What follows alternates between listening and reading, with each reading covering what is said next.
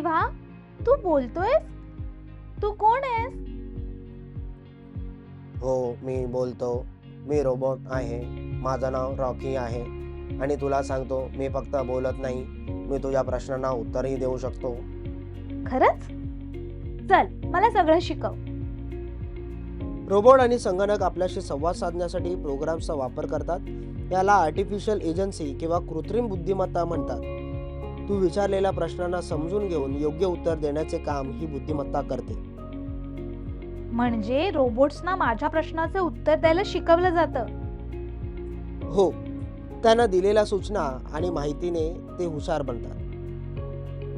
Robots तुमच्या आवाजाला एक संदेश समजतात. तुमचा आवाज तंत्रज्ञानाद्वारे एका कोडमध्ये बदलला जातो आणि मग रोबोट त्या कोडला समजून उत्तर द्यायला तयार होतात. म्हणजे मला बोलण्यासाठी मस्त शब्द वापरायचे आहेत. बरोबर. शब्द स्पष्ट असतील तर रोबोट्सला समजायला सोपं होतं. रोबोट्स सर्वत्र आहेत. डॉक्टरांना तपासणीसाठी मदत करतात, दुकानात खरेदी सोपी करतात आणि घरामध्ये गाणी लावतात, लाईट्स बंद करतात.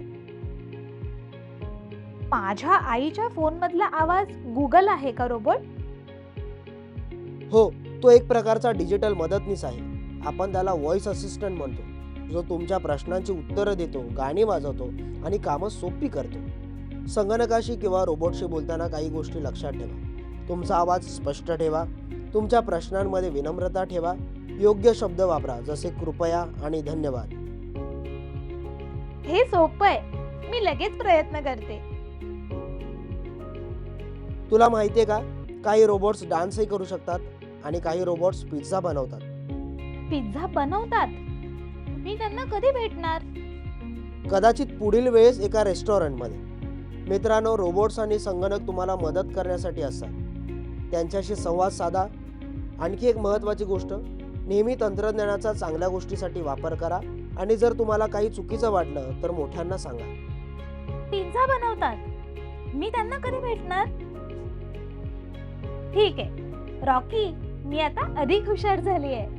मित्रांनो, रोबोट्स आणि संगणक तुम्हाला मदत करण्यासाठी असतात. त्यांच्याशी संवाद साधायला शिका आणि मजा करा आणि नवीन गोष्टी शोधत राहा. धन्यवाद रॉकी, मी आता तुझी एक मोठी फॅन आहे.